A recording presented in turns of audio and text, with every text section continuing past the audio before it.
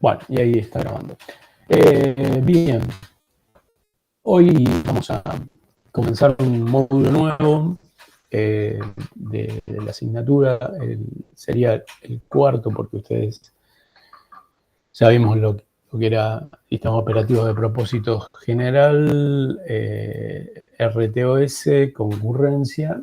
Y bueno, hoy toca comenzar con el tratamiento de fallas y excepciones. Les cuento cómo va a estar organizado. Son, en principio, 4 clases. A ver, un segundo, que admito a Santiago y a Brian. Bueno, ahí está. No sé por qué quedó así, con permiso de admisión, pero creé el evento sin, pero bueno. Ya sabemos que Meet hace las cosas a su manera. Bien, decía, entonces, esta parte nos va a insumir 4 clases, o sea, esta semana, las 2 de esta semana y las 2 de la semana próxima. La vamos a dictar entre Luciano Diamant y yo. Yo voy a arrancar con la parte, la primera parte, que es bien conceptual, y Luciano va a hacer todo un desarrollo sobre cómo aplicamos esos conceptos en lenguajes de programación y ejemplos concretos, ¿no?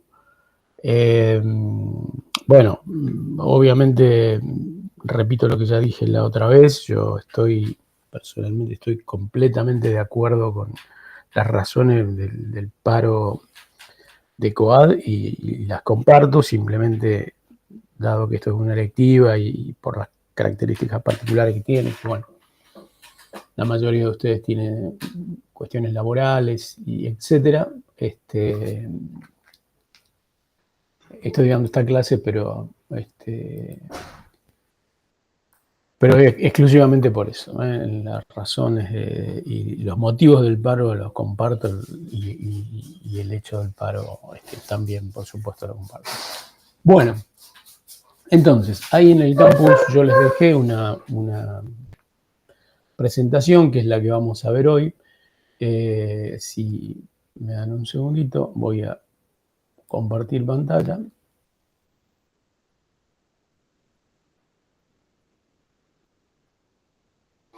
Y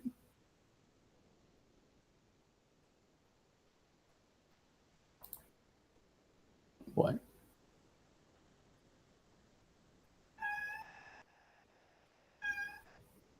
ahí debería estar. Bien.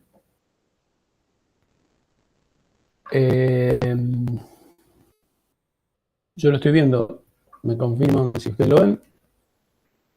Sí, perfecto. Bueno, esto, como todo el material que usamos, está en el campus, en la entrada de la página que corresponde a este módulo, que su título es Tratamiento de fallas y errores.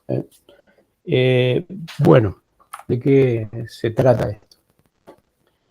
Bueno, la verdad es que, como ya sabemos de sobra y creo que ustedes han entendido ampliamente, es muy frecuente que encontremos a sistemas embebidos desempeñando tareas críticas. En realidad, digamos, esas tareas críticas tienen que ver muchas veces con ejercer alguna función de control o de supervisión sobre procesos que a su vez son críticos. En realidad, la criticidad viene por el proceso que se controla o sobre el cual se ejerce algún tipo de supervisión, como puede ser el control de un vehículo, como puede ser algún proceso industrial, de manufactura o de generación de energía, o de lo que a ustedes se les ocurra. La verdad es que es muy común encontrar sistemas embebidos desarrollando esas tareas. Y hay un punto que es bastante importante respecto a cómo tenemos que pensar a los sistemas embebidos desde un enfoque profesional, digamos. A diferencia de la mayoría del software que nos vemos obligados a utilizar cotidianamente, cuando hay algún comportamiento de un sistema embebido que no coincide con su especificación, puede haber riesgos muy, muy significativos. Es obvio que no estoy hablando de un proyecto de laboratorio o de algo que ustedes hagan para, qué sé yo, divertirse un poco con IoT o cualquier cosa de ese tipo. Estoy hablando de un sistema que se desempeña en un escenario de la vida real, ¿no? Y en realidad, en esos escenarios, un comportamiento que no coincida con la especificación de un sistema embebido crítico, digamos lo que se conoce como misión crítica, muy probablemente afecte a personas, o puede afectar a personas, puede afectar al medio ambiente o a otros sistemas que también tengan un grado de criticidad elevado. Y claramente un comportamiento que no coincida con su especificación puede desencadenar efectos graves o, en algún caso, nocivos. Es decir, si yo tengo, por ejemplo, un sistema de monitoreo,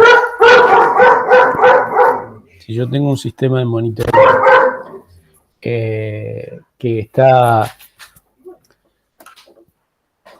controlando por ejemplo, la emisión de gases peligrosos para las personas, una falla en el funcionamiento de ese sistema puede representar un peligro concreto para quienes estén allí, ¿no? Eso es muy frecuente encontrar cuando los sistemas embebidos están en esos escenarios, y la verdad es que al respecto hay que hacer algo, digamos. Hay que hacer, más que algo, hay que hacer muchas cosas, ¿no? Y bueno, una de las primeras cosas que uno trata de hacer cuando se enfrenta con problemas que pueden ser graves, digamos, es clasificar de alguna manera los conceptos con los cuales vamos a referirnos a ese problema. Entonces, vamos a empezar a distinguir entre dos cosas que parecen sinónimos, pero no lo son. Los errores y las fallas. Aquí, en todo lo que tiene que ver con el estudio de fallas y errores en sistemas embebidos, se considera que son dos cosas distintas, que pueden producir efectos similares, pero que no son lo mismo. Concretamente, cuando hablamos de error, vamos a referirnos a un defecto en el diseño, es decir, en el proceso de ingeniería del sistema embebido. En el diseño, en la especificación o en la construcción de un sistema embebido. ¿Sí? Un error en un algoritmo, una soldadura fría, un contacto flojo, son errores. ¿Por qué? Porque un buen producto de ingeniería no tiene que tener ninguna de esas tres características. No debe tener ninguna de esas tres características. Y en particular hay un tipo de errores que es bastante crítico y que suele ser el origen de problemas bastante grandes, que es esto que está acá, la especificación.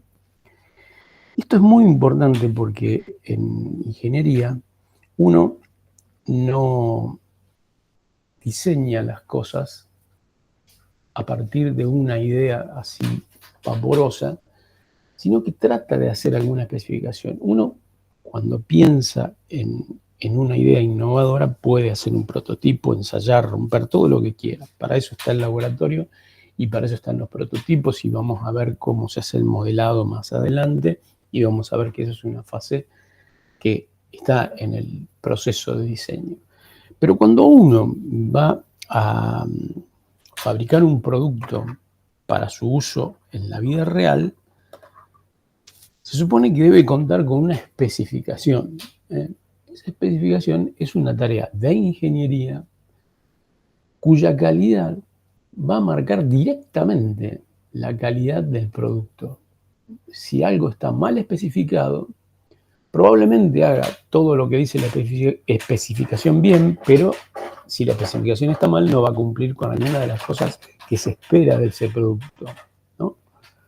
Y nosotros nos encontramos con problemas de errores de especificación todos los días. Por ejemplo, cuando no se dice en la especificación cómo se comporta el producto que tenemos entre las manos cuando, no sé, se agota la batería. Supónganse que sea algo que funcione con baterías. Bueno, ¿qué pasa cuando o se está por agotar la batería? A lo mejor si el sistema es crítico, lo que debería contener la especificación es usar lo último que queda de batería para notificar rápidamente de lo crítico que es este hecho, ¿no? A veces eso no está en la especificación, lo cual es un grave error de una fase del diseño que está en las primeras etapas y que realmente es muy importante, ¿no? O sea que un error es un defecto, un tema muy importante. En cambio, una falla es otra cosa. Es un comportamiento que está fuera de especificación, o sea, el sistema embebido no hace lo que tiene que hacer. Volvemos a la diapositiva anterior, está alejado de su especificación.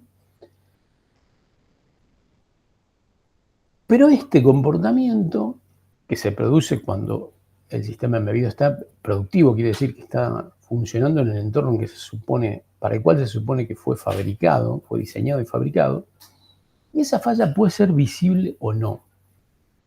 Es decir, hay fallas que no se manifiestan, simplemente no son visibles para el usuario final o para otro sistema que interactúe con el nuestro, pero que el origen de la falla puede ser un error, pero también puede ser algo que es imposible de prever, que es el mal funcionamiento del hardware. Ejemplo, se quema un capacitor. Nadie diseña pensando que el capacitor está quemado. Ahora, quizás lo que tiene que hacer es pensar qué ocurre si ese capacitor se quema. Porque si el sistema embebido está controlando el vuelo autónomo de un avión en piloto automático, que un capacitor derribe el avión no es una buena solución de ingeniería, ¿no? Hay una cosa dentro de la naturaleza de la electrónica que podemos decir con absoluta certeza. Toda la electrónica en algún momento va a fallar. Lo que no podemos decir prácticamente con ninguna certeza es cuándo va a fallar, ¿sí? Quizás no lo haga nunca durante su vida útil. Los buenos productos de electrónica a veces tienen suerte y no se queman. Pero la verdad es que nosotros tenemos que asumir que la electrónica, que es, digamos, la materia prima con la cual nosotros vamos a construir sistemas embebidos, tiene chances de fallar. Suponer que la probabilidad es cero es empezar con un error de diseño gravísimo, ¿no? También puede ser de que un sistema embebido falle por condiciones externas que no estuvieron previstas durante su fase de diseño. Idealmente, si el sistema embebido, cualquier sistema, no necesariamente un sistema embebido, un producto de ingeniería, digamos, está trabajando en algo crítico,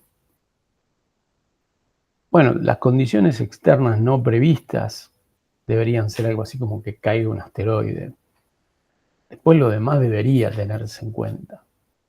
Ahora, a veces en la historia han ocurrido gravísimos incidentes, en este caso no de sistemas embebidos, pero sí de productos de ingeniería, por condiciones externas no previstas, como dice en la llamada, un error de diseño o un suceso imprevisible o algo previamente desconocido. Y hay dos ejemplos, Fukushima y Chernobyl. Supongo que los dos son, bueno, ustedes los han escuchado nombrar. Fukushima fue un desastre que ocurrió en una central nuclear de Japón, alegadamente a raíz de un tsunami, y Chernobyl fue un gran desastre nuclear, el más grande del siglo XX, ocurrido en en la ex Unión Soviética, en Ucrania, en 1986. Bueno, hay mucho debate, pero digamos, hoy más o menos hay un consenso acerca de que en Fukushima se usó mucho al echarle la culpa al tsunami, como bueno, todos hacemos cuando metemos la pata, buscar rápido un chivo expiatorio. Y en Chernobyl se descubrió un efecto químico, digamos, a partir de un desastre nuclear, ¿no? El envenenamiento de un reactor del tipo que se usaba allí. Bueno, cualquiera sean las causas, y podemos hablar de muchísimos desastres y de cosas menos graves que estas que estamos mencionando, que fueron catástrofes y que afectaron a miles de personas y costaron la vida de miles de personas. La verdad que las fallas y los errores son componentes esenciales de en general de los productos de ingeniería, ¿no? Para los sistemas embebidos. ¿Qué tenemos que entender nosotros de esta clasificación que tenemos acá? Que una falla es una manifestación de un error o de un suceso no previsto. Y que como tal, como la falla implica un alejamiento del comportamiento respecto de la especificación, tanto las fallas como los errores de diseño o las condiciones ambientales en las que se desarrolla el funcionamiento de un sistema embebido tienen que ser fruto de un trabajo de ingeniería muy, muy, muy detallado. Yo no sabía que iba a haber un viento tan fuerte. Y lo pusieron en la Patagonia, digamos. La verdad que hay, por ejemplo, ¿no? Hay estadísticas acerca del régimen de vientos. Ustedes saben que en ingeniería uno trata de diseñar para el peor caso y después aplica un factor de seguridad. Por ejemplo, en algo tan básico como puede ser la corriente de un diodo, ¿no? Yo digo, bueno, a ver qué diodo le pongo acá en este pedacito del circuito. Y me tengo que poner el peor caso, donde más corriente directa circule o cuanto más tensión de polarización inversa haya. Pero eso no basta para que un sistema, para en este caso el diodo, sea confiable. Lo tengo que calcular con un factor de seguridad. ¿Cuánto? 1,5, 2, 3, depende para qué lo esté usando. Pero lo sensato es que si la corriente directa máxima son 2 amperes, yo pongo un diodo de 4 amperes, por lo menos. Y si la tensión inversa máxima son 100 volts, ponga un diodo de, como mínimo, 200 voltios de tensión inversa máxima, ¿no? Hablo de ejemplos muy, muy triviales, ¿verdad? En resumen, en cualquier producto de ingeniería, uno tiene que minimizar las fallas en todo aquello que pueda ser previsto. Esto es mucho más fácil de decir que de hacer, y vamos a ir viendo.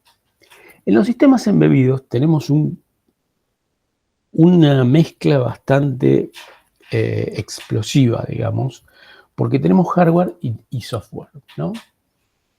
La verdad es que con el hardware es con el componente con el que menos problemas tenemos. Es decir, si bien yo decía hace unos minutos de la electrónica, sabemos con seguridad de que va a fallar, lo que no sabemos es cuándo, también sabemos de que la electrónica como tecnología ha madurado muchísimo y sus tasas de fallas son muy bajas. Cada cuánto falla un buen microcontrolador y muy, muy, muy poco, estadísticamente muy poco. Si ustedes miran la hoja de datos, generalmente el fabricante da una indicación de eso, si miran el manual o la documentación, lo que ustedes quieran. El problema grave lo tenemos con el otro componente, que ¿cuál es?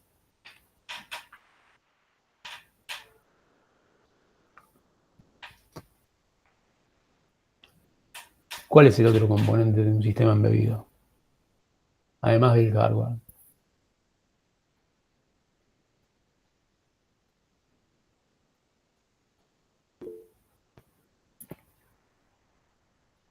El software.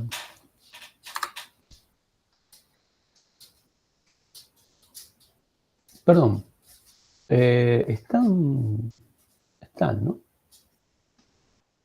Sí, profe. No los escucho. Bueno. Mandaron un mensaje recién. A ver. Espera. Que no veo el chat. Muy bien. Bueno, lo que pasa es que tengo esto en pantalla completa y no lo podía ver. Pero bueno, díganlo, hablen, no tengan miedo. Bueno, entonces. Tenemos software, exactamente. Es una cosa muy buena porque podemos hacer que los sistemas embebidos hagan tareas muy sofisticadas, pero a la vez tenemos las características del software que son realmente, como mínimo, problemáticas, ¿no? Entonces, ya sabemos que nos vamos a enfrentar para tratar de minimizar las fallas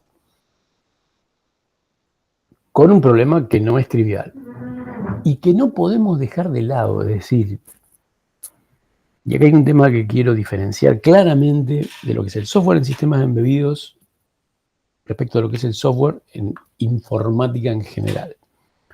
Yo puedo en lo que hacíamos qué sé yo, en cualquiera de las materias anteriores de temas digitales, si tengo una pantalla puedo mandar en un printf, no se pudo abrir el archivo tal cosa y chao, buenas noches.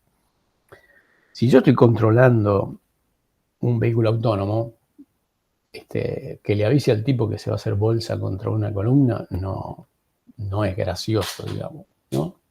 Entonces, para el cómo enfrentarse a las fallas en los sistemas embebidos, hay una serie de principios. Son 4 principios muy, muy fundamentales y sobre todo muy comprensivos. Es decir, que de alguna manera está contenido en estos principios realmente lo que hay que hacer. El primero es el más importante de todo, no está puesto primero de casualidad.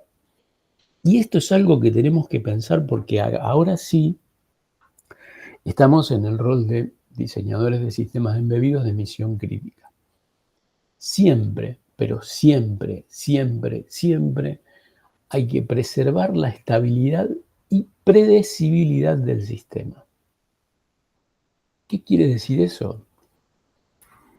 Que si tenemos una falla a veces no podemos seguir funcionando como si no hubiese ocurrido. Generalmente es difícil seguir funcionando en la presencia de una falla como si no hubiese ocurrido, pero tenemos que tratar de estar lo más cerca de especificación posible. Preservar la estabilidad quiere decir que si algo me impide, por ejemplo, medir una temperatura, no tengo que invalidar todo el sistema. Sí, tengo que claramente comunicar eso y tratar de tomar las medidas que pueda para manejarme sin esa medición, porque supongamos que el sensor se hizo frito, no el sensor de temperatura. Pero tengo que tratar de que el sistema funcione de una forma predecible, es decir, quizás degradado, pero predecible. El segundo principio es el determinismo. ¿Qué es el determinismo? Bueno, todo lo contrario de lo probabilístico. Si bien ahora todo, hasta la matemática, es probabilística, y bueno, como que eso daría pie a decir, bueno, el software, qué sé yo, tiene este software que hice tiene una probabilidad muy alta de funcionar bien, lo cual no quiere decir que funcione bien porque probabilidad 1 no significa suceso seguro y probabilidad 0 no significa suceso imposible, ¿no? Pero el centrarnos en el determinismo no significa que vamos a eliminar por completo las fallas, sino que cuando ocurra una falla, cuando se manifieste una falla, lo que el sistema haga esté escrito en su especificación. Eso es sumamente bueno.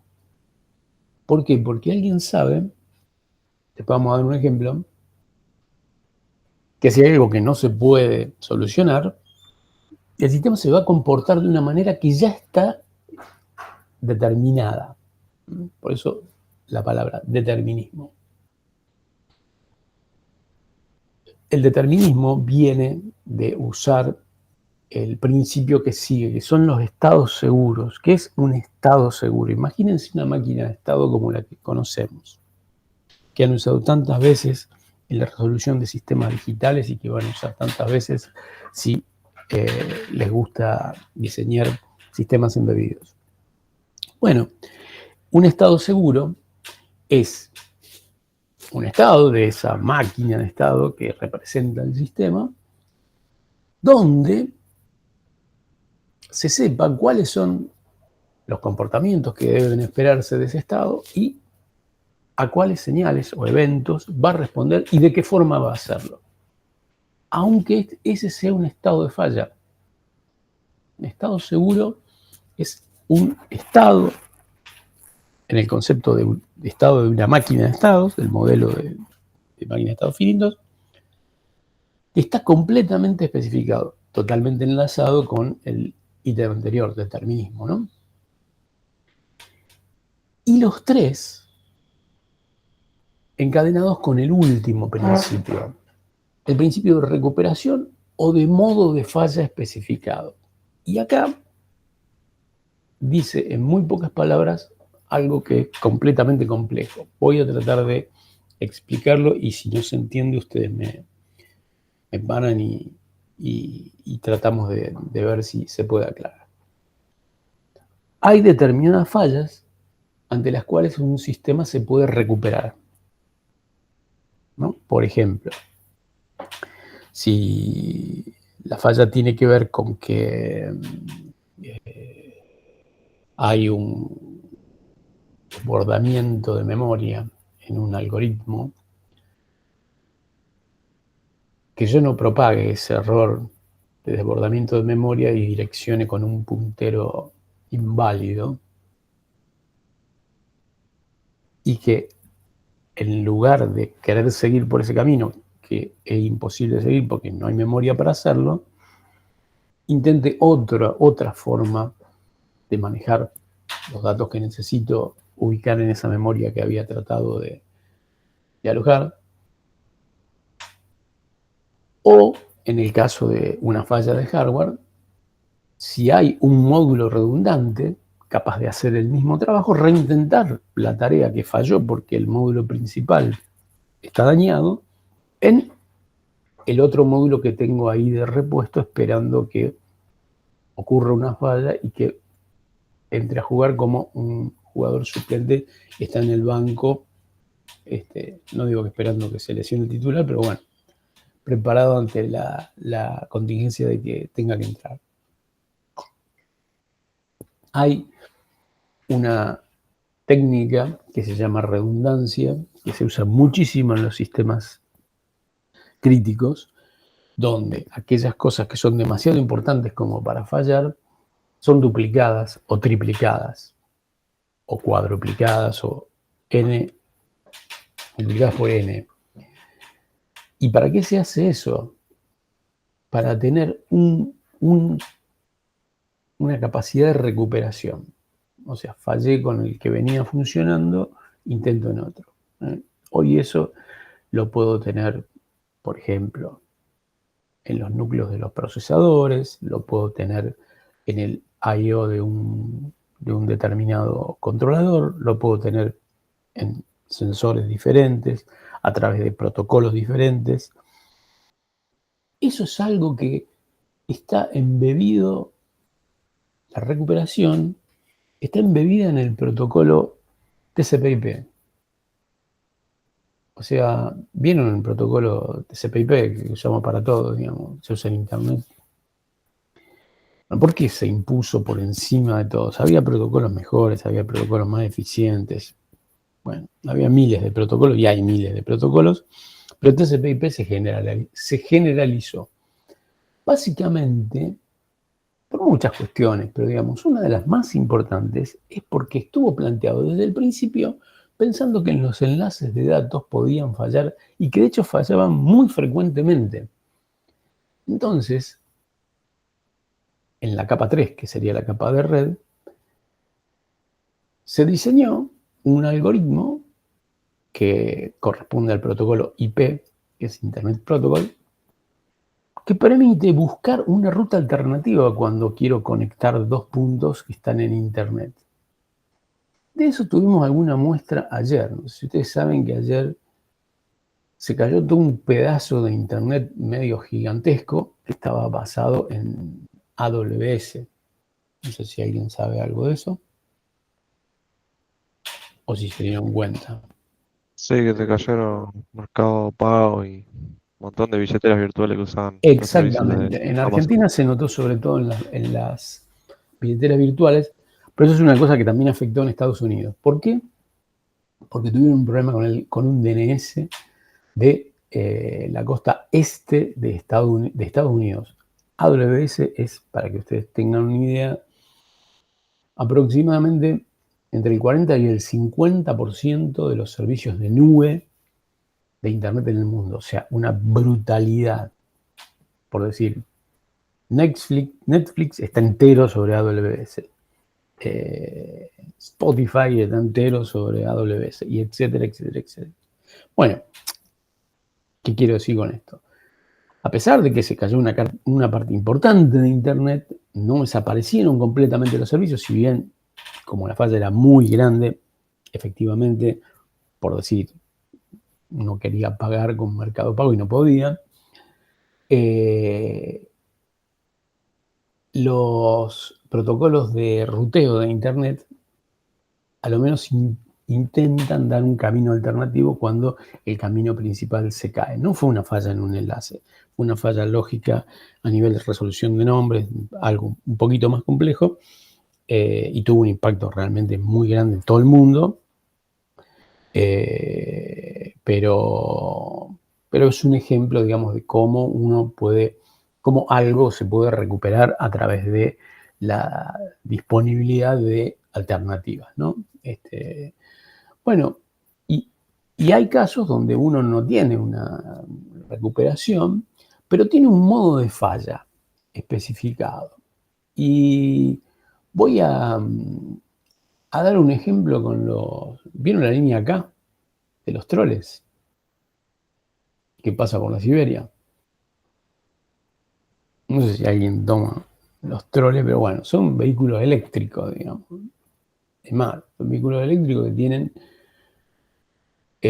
baterías y tienen una toma de tensión con unas varillas y unos cables que van por todo el lugar donde pasa la cam. Bueno, el camino principal de alimentación son los cables. Ahora, esos colectivos, esos vehículos, esos coches de la línea acá, tienen baterías con una autonomía limitada. Ahí tienen un modo de falla, suponiendo que eventualmente se cortase el cable, por ejemplo. Ahí tienen un suceso externo, digamos, que bueno, por más bien que esté diseñado el vehículo, si se corta la alimentación externa, bueno, no hay alimentación. Y sin embargo, tiene baterías que le dan una autonomía limitada. A lo mejor esa autonomía no le alcanza solo para ir hasta, qué sé yo, un lugar seguro y dejar el vehículo estacionado sin que obstruya el tránsito. Pero ahí estaríamos funcionando en un modo de falla, digamos, de emergencia. Ese modo de falla está especificado. ¿Qué quiere decir? De que en la especificación dice: esto es un vehículo que funciona conectado a una tensión, no sé, dice cómo es la tensión, en una época era continua, de 500 volts, no sé ahora cómo es, pero bueno, no importa. Funciona conectado, digamos. Si en algún momento pierde la alimentación externa, puede ser por un corte en la generación, en la distribución, o por un corte directamente de las líneas aéreas. El vehículo no deja de funcionar, pasa a funcionar en batería con una autonomía de, qué sé yo, 2 kilómetros. Ese es un modo de falla especificado. Entonces, yo, usuario, de ese vehículo, tengo todo el derecho de esperar de que si se queda sin energía, tenga 2 kilómetros todavía de autonomía para seguir funcionando. Un ejemplo de la vida real, digamos. La verdad que en los sistemas embebidos, cuando estamos trabajando con aplicaciones críticas, eso es muy importante. Es decir, ¿qué es lo que va a hacer mi sistema o el sistema que te estoy tratando de vender cuando falle tal cosa, si es que falla? Claramente estos 4 principios van a dar lugar a todo lo que vamos a ver a continuación, con un objetivo principal, fundamental: preservar la seguridad de las personas, primero y principal. Y segundo, preservar el medio ambiente, ¿no? O sea, tratar de no generar una catástrofe ambiental como los ejemplos que di en la otra diapositiva. O sea, no ser un Fukushima ni un Chernobyl. Bien, aunque lo que nosotros hacemos quizás no tenga la potencialidad de hacer desastres como cualquiera de esos dos, es probable, es altamente probable que si ustedes se dedican a trabajar con sistemas embebidos, en algún momento estén diseñando algo que trabaje en un proceso, por ejemplo, de manufactura. Y una falla simplemente no va a ser que, qué sé yo, pero a veces ocurre que no es solo que para una cinta transportadora. A veces es que algo queda dentro de un horno o hay una caldera que se sigue calentando y, bueno, digamos, en esos casos la especificación tiene que ser muy cuidadosa y tiene que prever o la recuperación o los modos de falla. Sobre estos principios, si hay alguna pregunta, la vemos y si no, sigo.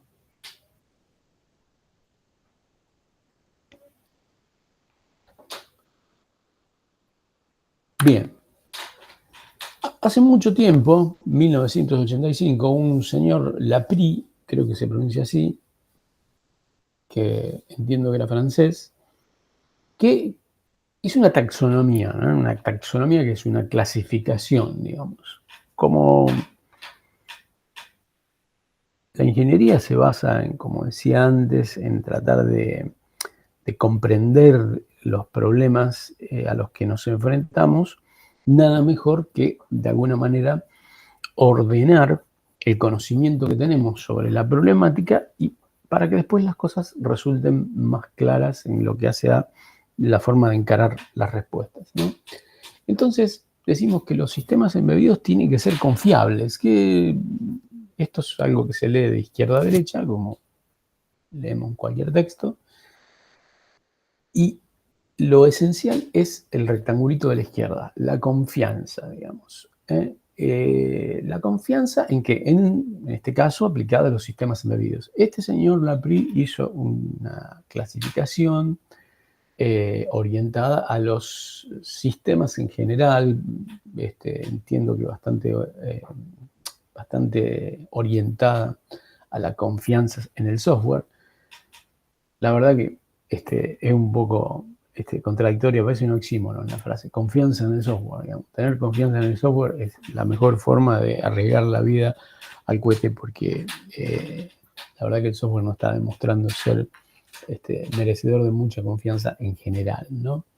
Pero bueno, a ver, pensemos un poquito de los ítems que nos encontramos cuando hablamos de confianza en el software. Bien, yo tengo confianza si puedo darle a un sistema, en este caso, en el caso nuestro, un sistema embebido, una cantidad de atributos, ¿no? Fíjense que estos atributos son lo que hay a continuación de los atributos, son todos adjetivos, ¿no? O sea, disponibilidad, confiabilidad, seguridad, confidencialidad, integridad, mantenibilidad, todo termina con tal, son todos adjetivos. Entonces, estos atributos son propiedades deseables de un sistema que inspire confianza. ¿Sí? Si yo lo veo ordenadamente, diría que, bueno, la disponibilidad tiene que ver con qué porcentaje del tiempo el sistema está utilizable. Ejemplo, Yo trabajo con, voy a poner un ejemplo bien, que ustedes conocen.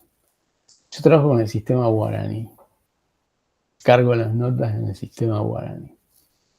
Entonces, para mi trabajo es fundamental que esté disponible el sistema Guaraní. ¿Qué significa eso?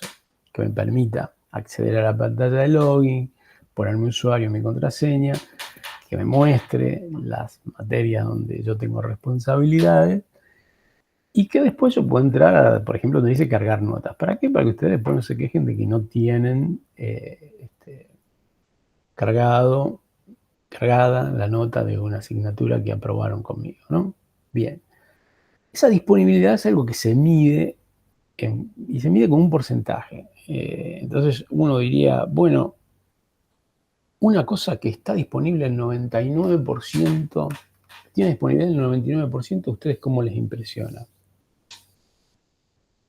¿Como buena o mala?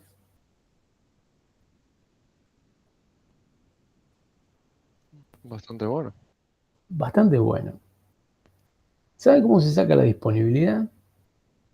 Hacen una cuenta, háganla 365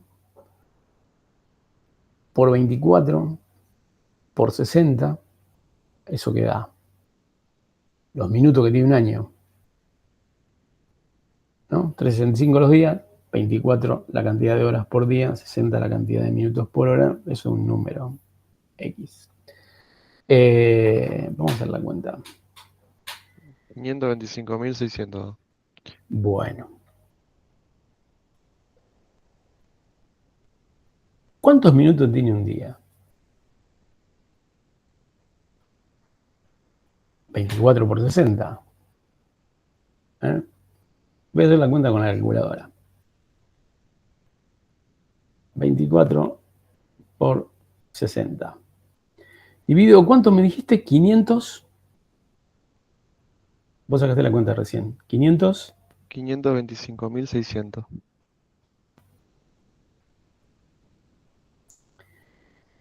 Bueno, ¿saben cuál es la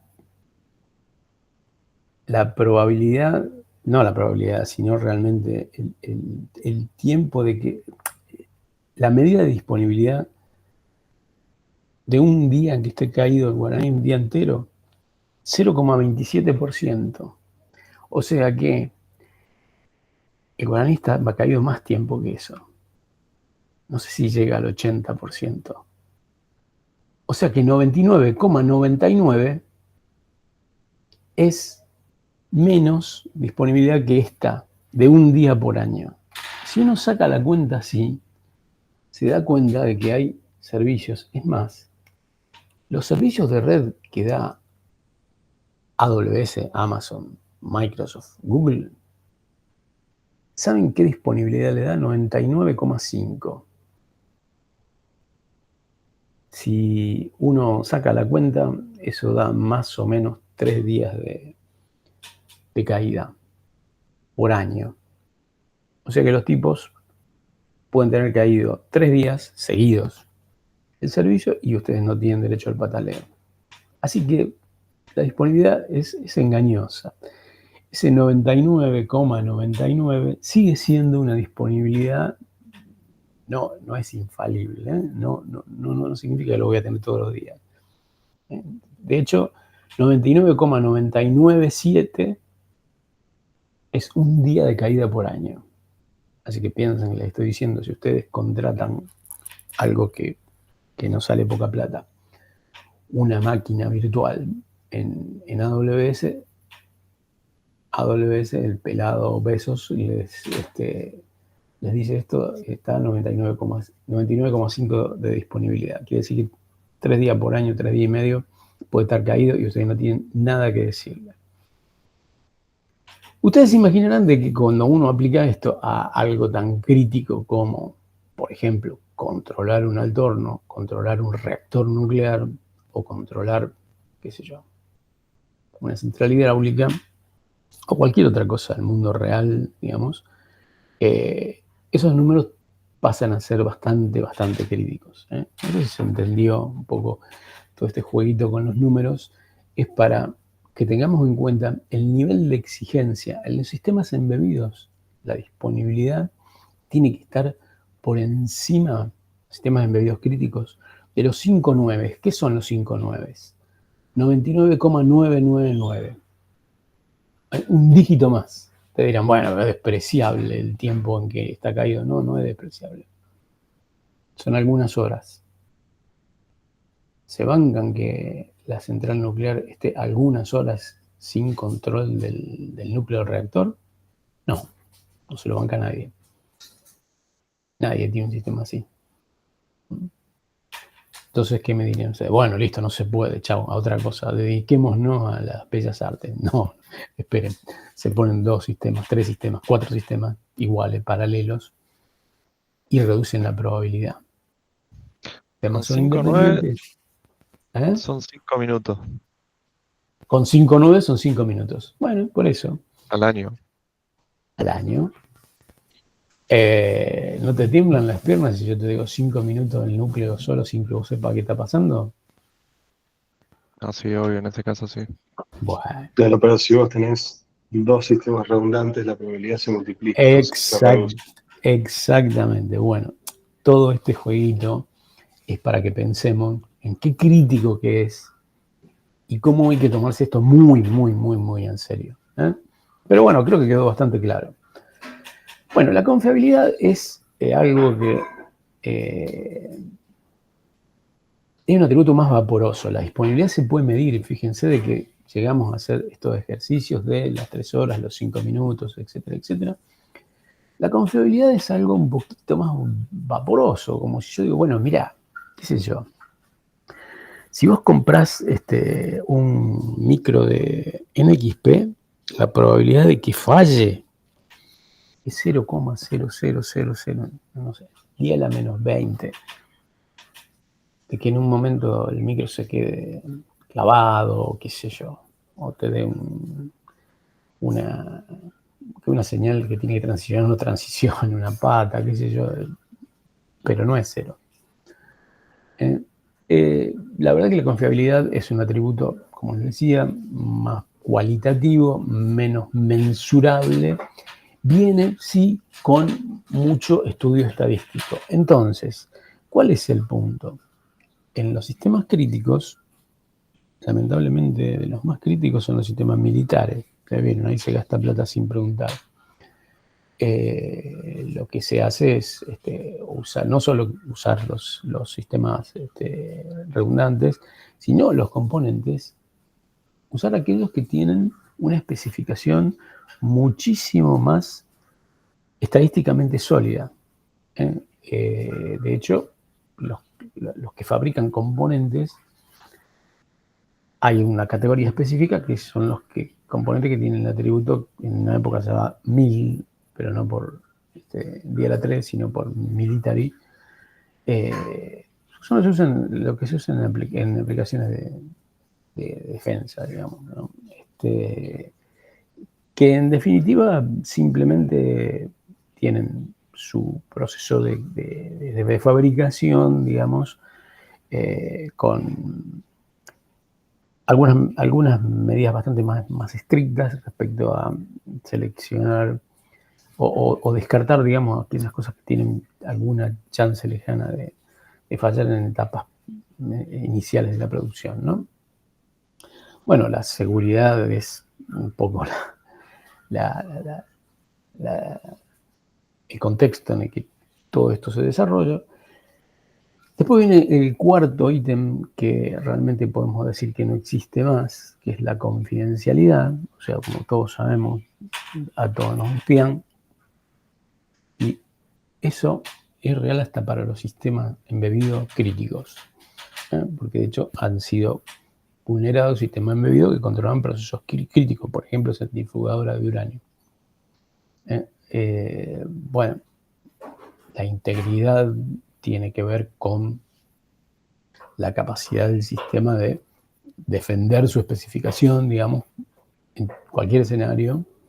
Y la mantenibilidad es el atributo de un sistema que lo hace pasible de ser reparado sin interrumpir, sin hacer lo que se llama una disrupción, su funcionamiento seguro.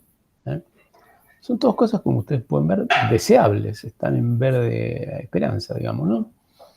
La verdad es que yo le ponga todas esas etiquetitas a un producto no lo hace confiable, digamos. Simplemente hay una expresión de deseo que, si no está acompañada de un proceso de diseño, de prueba y de fabricación que acompañe esa filosofía, ¿no? ¿Con qué medios yo puedo tratar de conferir esos atributos a lo que yo diseño y construyo? Bueno, básicamente hay dos etapas en lo que esto se define.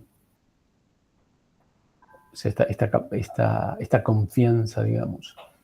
La etapa de construcción, que, digamos, tiene que ver con todo el proceso de ingeniería desde que arranca una idea hasta que terminamos con un producto. Y la etapa de validación. La etapa de construcción es lo que todos sabemos. Bueno, queremos hacer, qué sé yo, un analizador lógico, se nos ocurre, buscamos, encontramos, mirá este chip que hace tal cosa, puedo poner tanta señal en paralelo, no sé, cualquier cosa, un analizador lógico o algo, lo que se me ocurra. Desde la idea, pasando por el diseño, todo lo que es la prueba, digamos, el testing. Pero después, una vez que está construido el producto de ingeniería, ese producto tiene que pasar por una fase de validación. ¿Qué es la validación? Es justamente determinar que cumple con la especificación. Fíjense que se repite la palabra especificación siempre, lo cual hace que la especificación sea un componente esencial de lo que nosotros estamos haciendo. Si nos equivocamos en la especificación, vamos a construir y a validar algo que no debemos hacer. Y si la especificación está bien, pero la construcción es defectuosa, no va a pasar la validación, o no debería pasar la validación. Hay algunas cosas peores que esas. Hay especificaciones que están bien y que pasan la validación y aún así tienen fallas. Y eso no hace falta que escarbemos mucho, lo vemos en productos de todo tipo, sobre todo en productos de software, ¿no? Hay después elementos dentro de la construcción que nos ayudan. Una es la evitación de errores. Uno dirá, bueno, ¿qué mejor que evitar un error? Parece que tener el diario del lunes, ¿no? Es como cuando vas a rendir y bueno, después que te corrigieron el examen ya sabes qué era lo que tendrías que haber hecho distinto. Entonces, ¿cómo lo evitas? Y bueno, a veces lo evitas estudiando un poquito más, a veces lo evitas haciendo más práctica y otras veces lo evitas teniendo suerte. Bueno, descartando la suerte como un elemento que no podemos manejar, hay técnicas, vamos a tratar de mencionar algunas, para evitar en un concepto cualitativo, es decir, no hacer las cosas que normalmente tienden a generar problemas. Les doy un ejemplito. Cuando les enseñamos a programar en C, había toda una parte que era el uso de la memoria dinámica, ¿no? Entonces, ustedes se tienen que acordar. El malloc y el free, qué sé yo. Bueno, eso está bien. Se usa, uno quiere poner una matriz de 100% números de puntos flotantes, entonces pide la memoria necesaria. Cuando está en una computadora, el sistema operativo te dice, toma acá, tenés lo que necesitas y dale para adelante. La verdad que en los sistemas embebidos, una de las cosas que se trata de no hacer es usar ese tipo de técnicas. Si se va a usar memoria, se pide de arranque. ¿Para qué? Para evitarse la sorpresa de que cuando está funcionando, yo me encuentre con que no tengo lugar para poner la bendita matriz. Eso es un ejemplo de evitación. No usar determinadas técnicas que son válidas, pero para otro campo de aplicación. No importa tanto el ejemplo del Malloc lo di porque es algo que les puede resultar familiar, digamos, ¿no? Asimismo, dentro de la construcción, el tener elementos o técnicas de diseño, tanto del hardware como del software, que nos ayuden a la tolerancia a fallas, va a hacer que nuestro sistema se acerque más a la especificación y tenga esté un poquito más cerca de esos atributos que están en verdecito claro, ¿no? ¿Y qué es esa tolerancia? Bueno, esa tolerancia es algo muy conocido en el campo de los sistemas críticos, que es la tolerancia a fallas. Entendiendo como tal al conjunto de técnicas que se usan para, ante la presencia de fallas muy, muy determinadas, específicamente determinadas, el sistema no vuele por los aires. Claramente, el hacer un printf o un print por la interfaz serie o todo lo que ustedes saben que se hace para sacar la banderita y decir, che, acá pasó algo feo, eso no es una técnica de tolerancia a fallas.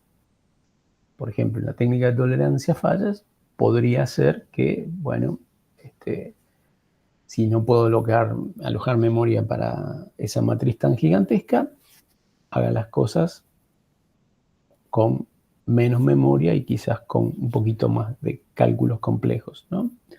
Hay técnicas de tolerancia a falla que la vamos a ver específicamente.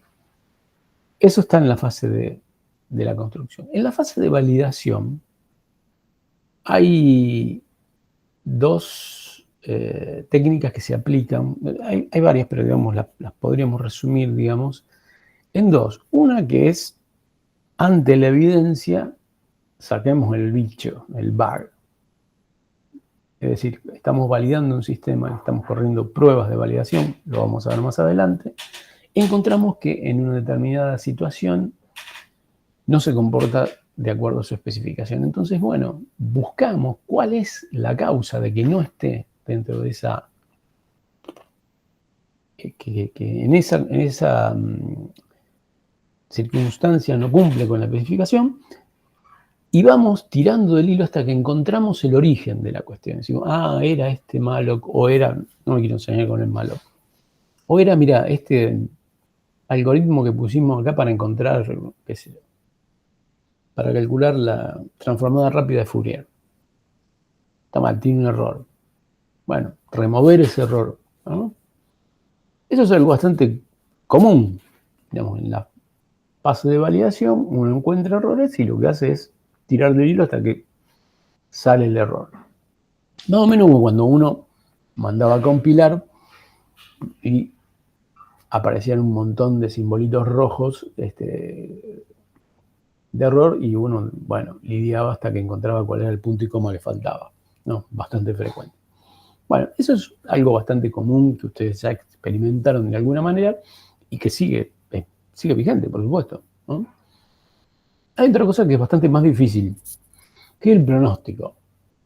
Los pronósticos son difíciles, sino que lo digan los economistas, ¿no? Pero bueno, los meteorólogos, los economistas, hasta los tipos que hablan de tecnología, pronostican. Bueno, la verdad es que la tasa de falla es bastante alta. El pronóstico es una metodología que bien aplicada puede ponernos en situaciones hipotéticas donde el sistema falle a partir de determinadas características que tiene su construcción. Hay algunas técnicas, como todo pronóstico, es algo bien estocástico, o sea, es probabilístico, por eso empieza con pro. Pronóstico. Es una adivinación, en cierta manera, o una predicción, para decirlo más conceptualmente mejor, digamos. Es una predicción de cómo podría fallar un sistema. Bueno, hay técnicas para hacer eso y vamos a tratar de ver algunas. Bueno, finalmente, o digamos, centralmente, porque en realidad tendría que haber empezado de arriba para abajo, lo que llamamos incapacidad es algo inherente a un sistema, a un producto de ingeniería que tiene una limitación para cumplir con su especificación. Eso es lo que definimos como una falla. Por eso lo primero que aparece es una falla. Una falla es básicamente la incapacidad de cumplir con la especificación de un sistema, ¿no? Los errores son parte de esa incapacidad, en realidad muchas veces son los que causan esa incapacidad. Y hay otra cosa que son los fracasos. Un fracaso suena como algo así medio subjetivo, así, bueno, fracasé. Le invité a salir y no quiso, ese tipo de cosas. Bueno, acá es un poco más aburrido. El fracaso sería, tengo todas las condiciones para cumplir y no llego a cumplir. O sea que el sistema tiene una incapacidad inherente que muy probablemente devenga de algún error. El fracaso es realmente la incapacidad de cumplir con la especificación. Esto es una taxonomía.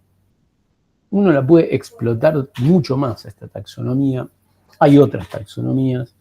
Yo tampoco quería explayarme demasiado, pero de alguna manera acá están contenidos conceptos que vamos a ver a continuación y de alguna manera vamos a tratar de mostrarles someramente en lo que sigue desde el punto de vista práctico, sobre todo los que les va a mostrar Luciano, basados en este estudio, digamos, que bueno, de alguna manera encapsula bastante el enfoque que en sistemas embebidos podemos considerar como uno de tantos válidos como para enfrentar la problemática, ¿no? Bien. Hay algo que es muy importante y hay que entender,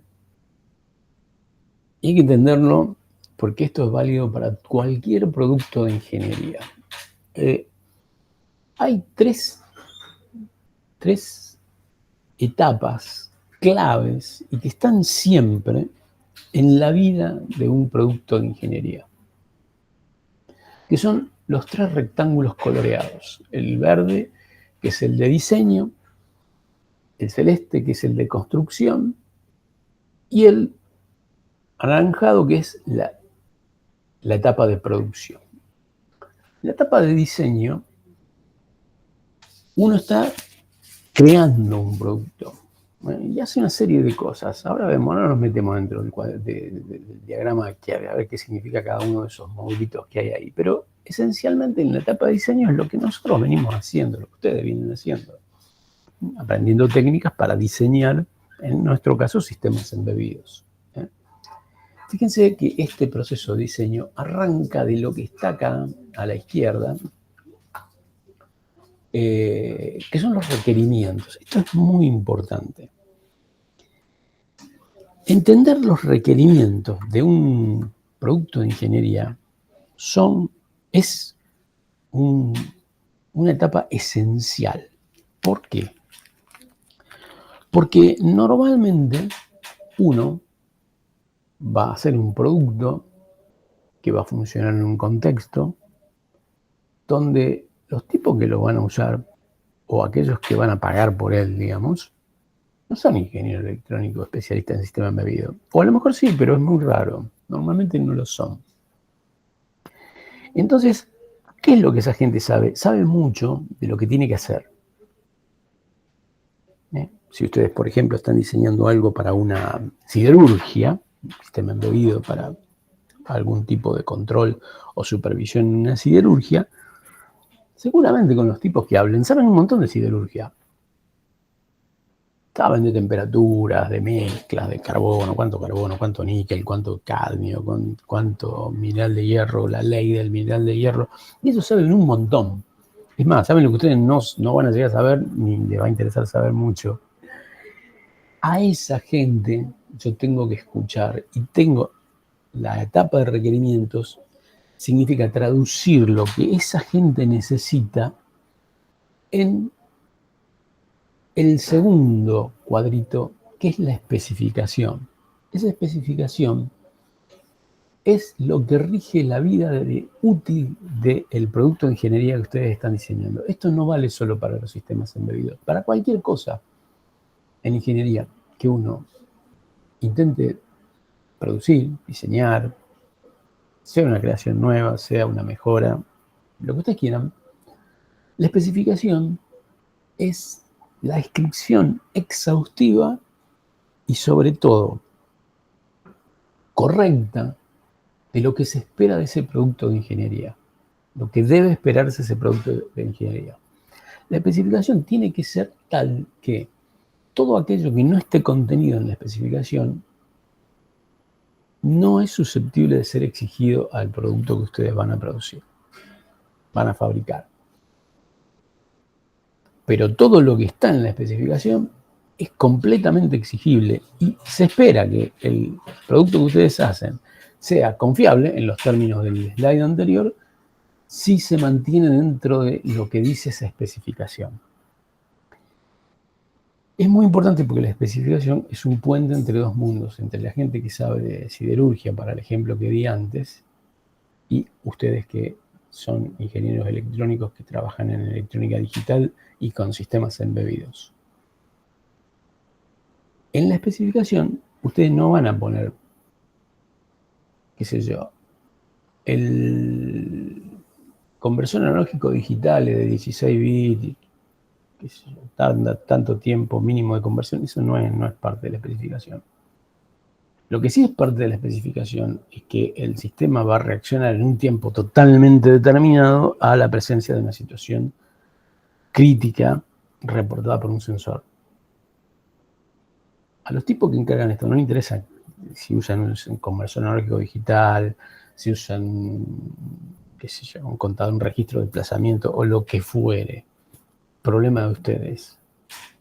A ver, alguien apareció, un segundo. Vamos a permitirle, ahí está.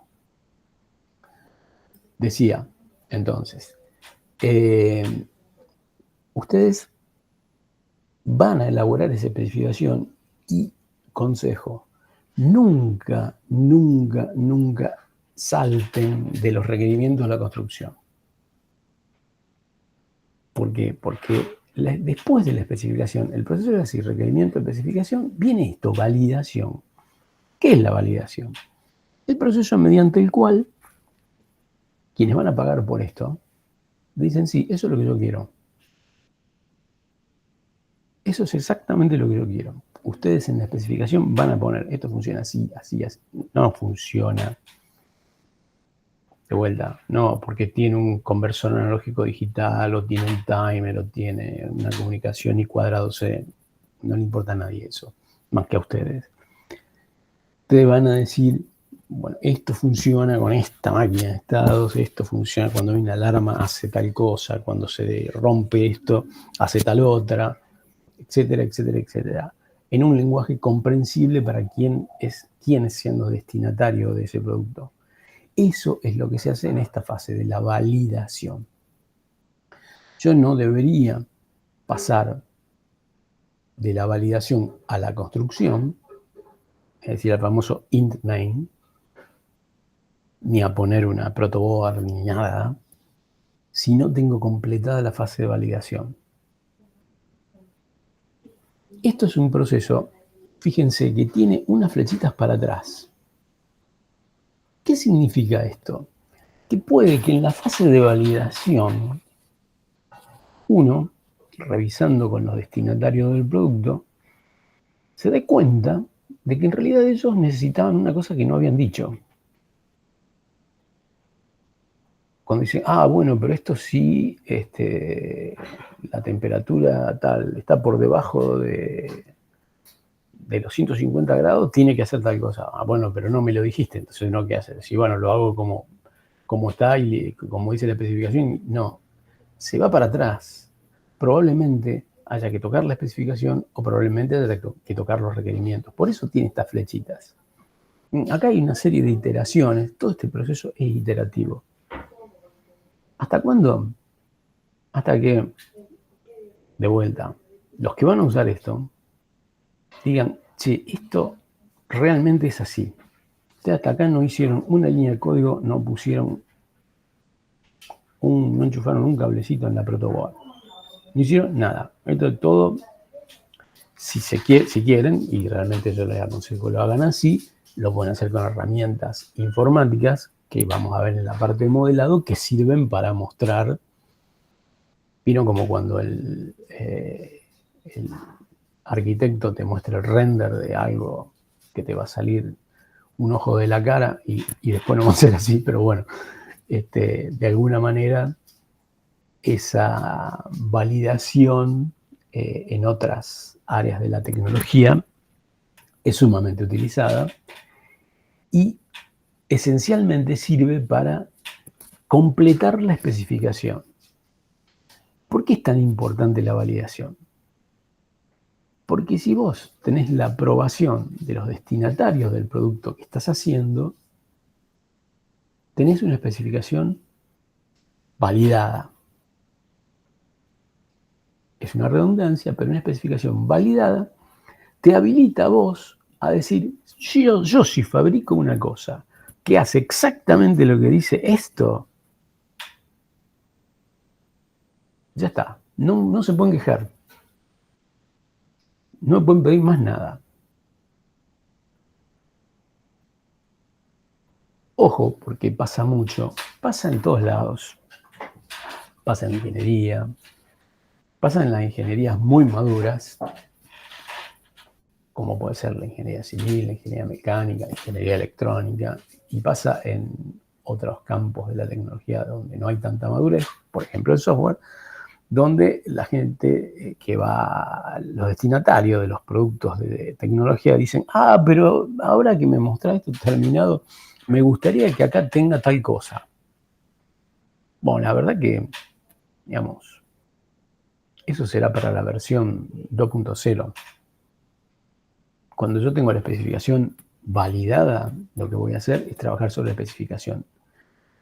Esto es un tema que es muy importante que ustedes tengan en cuenta, porque no puedo trabajar permanentemente toqueteando los requerimientos. Esto sería como si yo les doy un esquemático y les digo, che, háganme esto, construyanme el circuito. Entonces, bueno, ustedes se ponen, diseñan la PCB, compran los componentes, lo sueldan, lo mandan a soldar, qué sé yo, me dan la placa. Yo voy a la conecto y digo, me olvidé de decirte que acá necesitaba 2 salidas más. Bueno, lo lamento, será en la próxima iteración. El producto que vos me dijiste que estaba bien, que yo dije que estaba bien, es el que está en el circuito que te di, en el esquemático que te di. Eso es muy importante en la ingeniería y créanme que pasa un montón. Bien, si nosotros seguimos el decurso de estas flechas, vemos de que de la validación vamos a la construcción. Esta es la fase donde están todas las técnicas que nosotros aplicamos para diseño digital y diseño de software. Ahí nosotros nos metemos con cosas como que sí vamos a usar un RTOS, el otro día vimos, vamos a usar Cepheid, que es más cool, fíjense todas las cosas que tiene. O no usemos RTOS, que es más sencillito, pero lo conocemos y ocupa poca RAM, y bla, bla, bla, y bueno, y vamos a programar en qué sé yo qué, y todo lo que ya conocemos. Una vez que yo tengo construido mi artefacto, digamos, todavía no vamos a decir producto, tengo que hacer una validación de eso.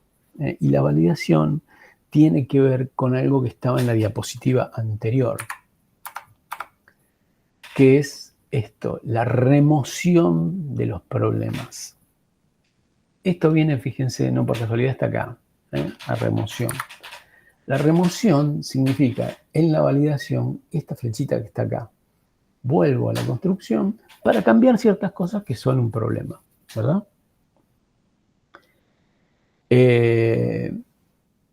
Son un problema porque detecté un error, ¿no?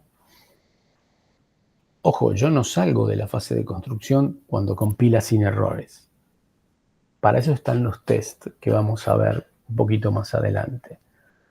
Pasamos a validación cuando realmente superamos los tests, que son todo un tema. Puede que en la validación nos demos cuenta de que hay cierto comportamiento que no ha sido correctamente validado en la fase de diseño. Entonces hay una realimentación. ¿Ven esta flechita que va de acá para acá? Esto puede pasar. Si no es un problema de construcción. Las personas que diseñaron este prototipo lo hicieron de acuerdo a la especificación que fue validada, pero resulta que esa especificación no está bien, o le falta, o le sobra. Entonces hay una realimentación, digamos, ¿no? Donde, bueno, es como el juego de la OCA. No es que retrocedo, no es como el juego de la OCA, lo dije mal, no es que retrocedo 2 casilleros, sino que vuelvo a mirar esto, y después veo cómo impacta ese cambio en la validación del diseño. O sea, la validación que no se verificó en la construcción implica que uno tira del hilo, encuentra que hay un problema y dice, che, esto está mal validado acá. Bueno, entonces hay que volver a situarse acá, remover el problema y otra vez hacer este proceso, ya no con una construcción completamente desde cero para nada, ¿no? O sea, en realidad la construcción es una fase incremental. Yo voy corrigiendo, es algo que me haya ido realmente para el lado de los tomates y tenga que tirar todo al diablo, cosa que no ocurre nunca, digamos, ¿no?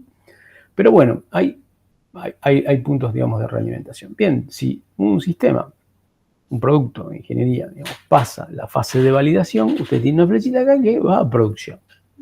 ¿Qué significa? Yo tengo un producto que puede ser llevado a lo que se llama el campo de aplicación, la fábrica, la central, el vehículo, lo que fuera que ustedes hicieron, y se instala y desarrolla su vida útil, ¿no?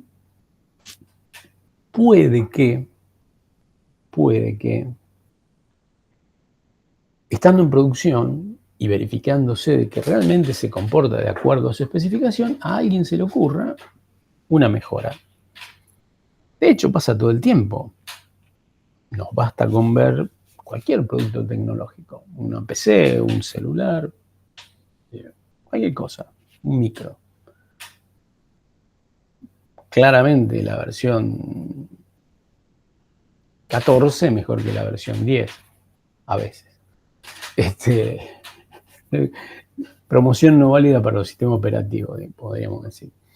Pero bueno, ocurre que a veces en producción se dice, che, esto podría ser un poquito mejor si hiciese tal cosa, y no es que está mal hecho, porque fue validado correctamente tanto en su construcción como en su diseño, simplemente que se encontró de que había una mejora, y es parte natural del proceso de vida útil de un producto de ingeniería, ¿no? En realidad ahí yo lo llevé hasta validación, pero hasta podría ser que una mejora vaya a los requerimientos, ¿no? Se introduzca un nuevo requerimiento. Si nosotros nos ponemos a pensar en un celular, sin ir tan lejos, un celular de principios de la década del 90 y un celular de hoy, bueno, no es que hace cosas mejor, en algunos casos hace las cosas bastante peor, sino que hace cosas distintas, hace cosas completamente distintas. Un celular al principio de la década del 90 lo usaba para hablar, una comunicación telefónica o mandar mensaje de texto. Celular hoy lo uso como lo que es, digamos, básicamente una computadora extremadamente eficiente en un espacio extremadamente pequeño y bastante autónoma, ¿no? Con un montón de prestaciones que en ese momento, en la década del 90, ni se imaginaban, no había infraestructura para eso. Es parte natural del proceso de vida de un producto de ingeniería, ¿eh? Entonces, este diagramita con tantas flechas cruzadas y que de alguna manera en el primer pantallazo parece medio confuso. Si ustedes lo siguen en la forma lineal, es así, de acá vengo acá, acá y termino acá. Eso nunca funciona así, siempre funciona con una serie de iteraciones acá, otra serie de iteraciones acá y el paso a producción. Y de ahí una realimentación que puede ir, como les decía, a la validación o a los requerimientos. Yo podría decir, bueno, a un teléfono de hoy se le pide que tenga un navegador web. todos los teléfonos tienen navegador web. Eso ni existía en la década del 90. Sí existía la web, pero no era una cosa que se hiciese con un teléfono. Y eso no significa que aquel producto era malo, ni que forzosamente es mejor porque hace eso. Simplemente son productos distintos que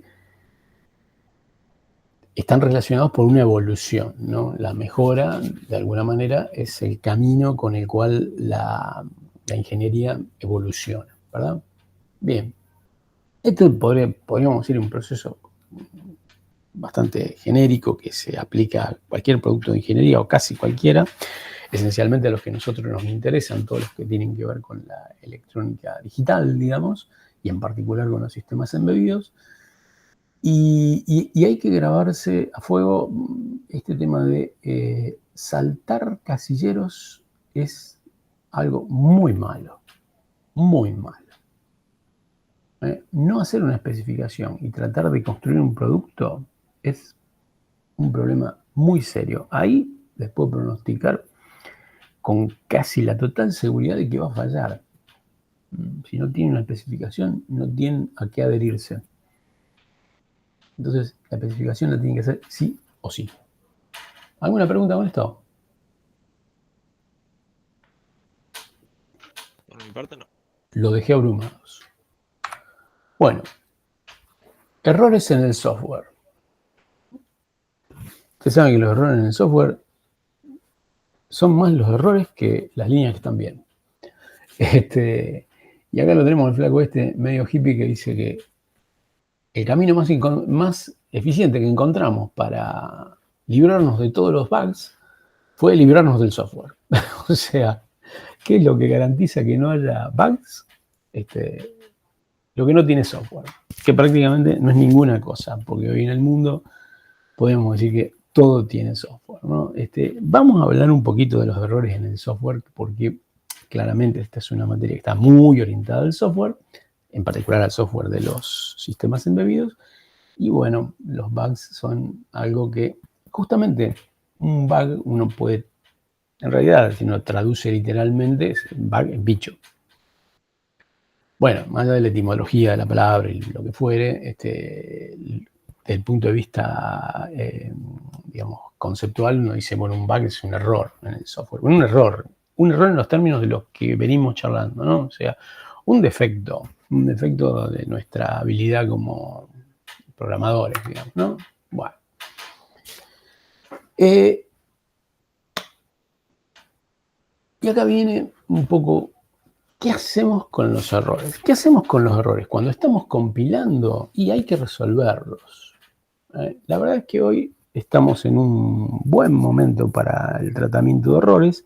¿Por qué? Porque prácticamente todas las herramientas de los entornos de desarrollo permiten que uno ponga un asistente de la así llamada inteligencia artificial. No sé si es bueno o malo, pero bueno, por lo menos los errores de punto y coma los detecta rápido, los paréntesis que no están macheados también, las variables que no son utilizadas también y así una lista bastante grande de cosas.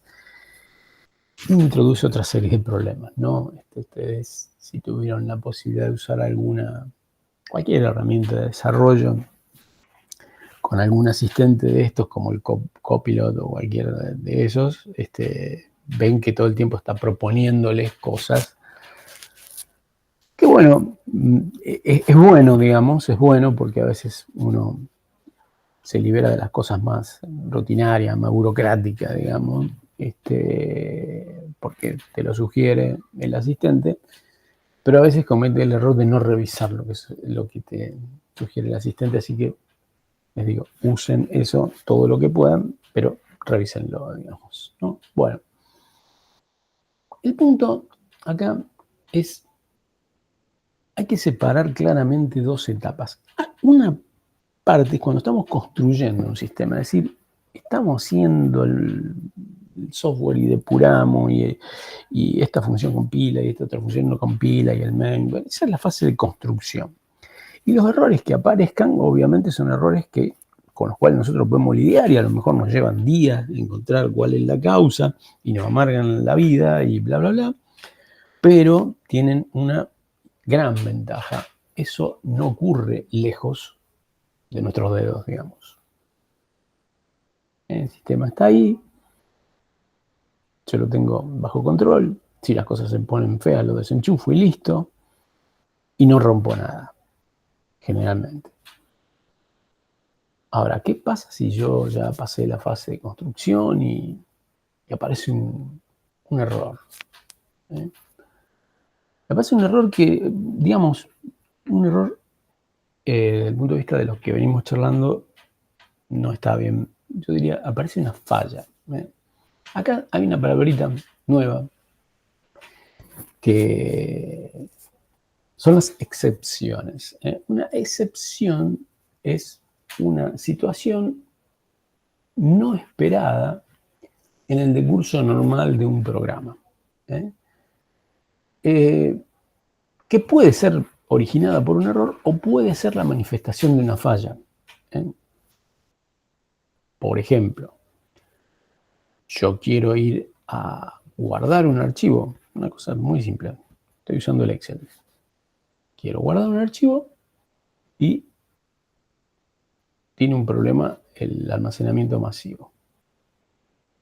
Raro, últimamente es difícil que pasen esas cosas, pero bueno, antes era más frecuente. Puede pasar un error de hardware. Bueno, ¿cómo empieza uno a pensar qué se hace en esas situaciones? Bueno, una de las cosas importantes es entender de que yo necesito 3 cosas.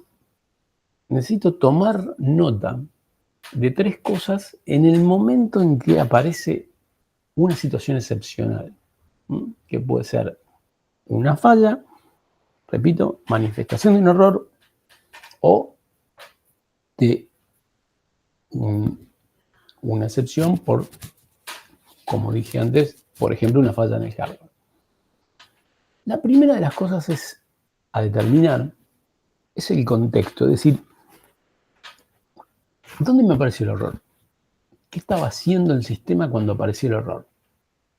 Había llamado a una función, estaba haciendo un cálculo numérico, estaba haciendo un polling de sensores, estaba teniendo una interrupción, estaba esperando que termine una conversión analógica digital, estoy viendo a ver si los caracteres que transmití por la UART se transmitieron o no. El contexto, de saber dónde estoy parado. O sea, me pusieron una piña, pero bueno, ¿dónde estoy? En mi casa, en la calle, en la Siberia, qué sé yo. Saber en qué contexto estoy. No es lo mismo, ustedes se darán cuenta, que ocurra un error o una excepción, vamos a decirlo más precisamente, cuando estoy haciendo, qué sé yo, un cálculo, el que sea, un promedio de ventana móvil, no sé, que eso aparezca en el medio de una rutina de atención de interrupciones, ¿no? No es lo mismo para nada. Sobre todo porque el que esté en uno o en otro van a determinar cómo trato esa excepción, ¿no? Primera cosa a conocer es el contexto. Segundo, que tiene mucho que ver con el contexto, las restricciones, o sea, ¿qué puedo hacer que no debo hacer? Porque uno se tienta a decir, bueno, a ver, un problema acá lo tengo que solucionar y tengo que salir rápido de este bolonqui. Bueno, digamos, hay cosas que puedes hacer, hay cosas que no puedes hacer. O sea, una cosa es que yo tenga un error en una lectura de un sensor de temperatura ambiental que activa el aire acondicionado. Y otra cosa es que yo no pueda leer el sensor de temperatura de una caldera, ¿no? ¿Por qué? Porque con aire acondicionado lo sumo le haces pasar calor a los tipos. A veces esas cosas no son tan así, porque, por ejemplo, si estás controlando una incubadora, puede matar al pibe. Lo cual es gravísimo. En el caso de la caldera es lo mismo. Si vos no podés leer el sensor, vas a tener que hacer algo. Y la restricción es que quizás lo tenga que hacer en un periodo de tiempo completamente determinado, que debería estar en la especificación. ¿Por qué? Porque los sensores son electrónica o electromecánica, lo que a ustedes se les ocurra, no importa el principio con el cual miden, pero básicamente son dispositivos que fallan, en algún momento fallan. No puedo asumir que nunca van a fallar. Bueno, tengo que tener en cuenta cuáles son las restricciones a las acciones que puedo tomar en esa situación, en ese contexto. Y una vez que sé esas dos cosas, tengo que saber cómo voy a tratar con ese error. Y ahora vamos a ver lo que son las estrategias. Vengo ajustadito, pero bueno, como justo me traen un mate, vamos a ver un poco cómo son los mecanismos. A ver, de estas tres cosas quedó claro, ¿no? Se entiende la importancia del contexto, de las restricciones y la estrategia de tratamiento. ¿Entienden la importancia que tienen esas tres cosas? Si eso quedó claro, vamos a ver cuáles son los mecanismos que me permiten llevar adelante una estrategia frente a una excepción o una situación excepcional. Hay algo que todos conocemos, que son los valores de retorno. Ustedes cuando empezaron ¿se acuerdan cuando miraron por primera vez el Kernighan y Ricci? No sé si, me imagino que todos los miraron al menos una vez. Si no lo miraron, deberían ahora mismo terminar la clase y buscarlo en algún lado. Bueno, la facultad cerrada, pero encontrar un Kernighan y Ricci, aunque sea abrirlo, para que las malas vibras no se apoderen de ustedes. Pero bueno, cuando empezamos a programar en C, había un adagio que estaba en el Kernighan y Ricci que decía, y las funciones, si todo anduvo bien, te devuelven un 0, y si algo anduvo mal, te devuelven algo que no es 0. Bueno, eso que fue imaginado en la década del 70 del siglo pasado, o sea, hace más de 50 años, sigue en pie. ¿Por qué? Porque hay un montón de funciones que hacen eso. Vos la llamás para que la función haga algo, qué sé yo, una función que calcula, no sé, algo, lo que fuera, no sé, el determinante de una matriz. Y bueno, normalmente te devuelven lo que te tienen que devolver, y si no, te devuelven un 0, o te devuelven un valor absurdo. Una función que te tiene que devolver un puntero a una estructura, te devuelve un nulo. Vos que tenés que hacer, agarrar el puntero y salir corriendo a tratar de hacer cosas con ese puntero, no tenés que hacer nada con ese puntero, porque ahí sí se te va a prender fuego la siderúrgica. No. Los valores de retorno son un mecanismo muy, muy, muy viejo, si ustedes quieren, pero que es extremadamente sencillo y que funciona bárbaro. ¿Por qué? Porque cuesta muy poco y se come muy poco ciclo del CPU. Y es extremadamente fácil de verificar. Si la función devuelve un valor, yo lo recojo en una variable y después con una sola línea, if a igual 0, a igual 0, es porque falló, porque anduvo todo bien, sigo. O si ustedes quieren, si a no es 0, hago lo que tengo que hacer. El mecanismo de control más, diría, el más utilizado y de los más sencillos. No sirve para todo. Hay otro mecanismo que se llama excepciones. Es una cosa que vamos a ver bien en detalle, con Luciano van a ver bien en detalle, que es una sofisticación, es algo que está un poquito más allá de todo esto y que permite ejecutar, digamos, código que puede llegar a tener alguna situación de falla o error y redirigir el flujo del programa a una sección del código que tiene lo que se conocen como manejadores de excepciones. O sea, tiene código específico para manejar situaciones donde las cosas no fueron bien. Ahí nos acercamos a lo que decía la diapositiva anterior.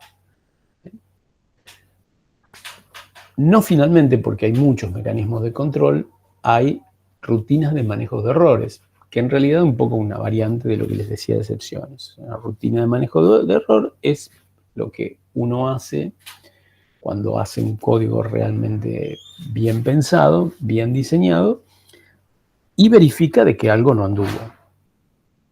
Algo no anduvo en términos de, bueno, llamé otro módulo, llamé una función, una librería, lo que ustedes quieran, y el resultado de eso no fue el esperado.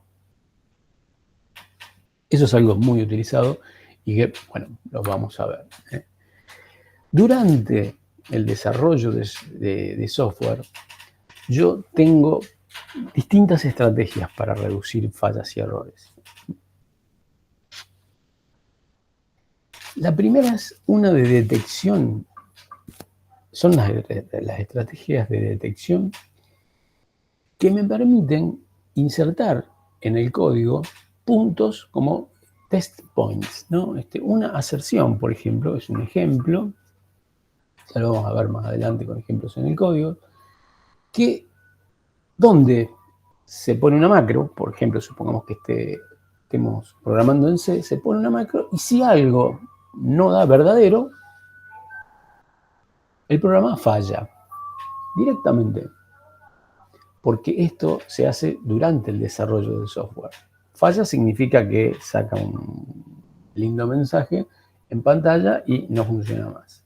Eso se puede hacer durante la etapa de desarrollo, no lo puedo hacer en producción, ¿no? Bien.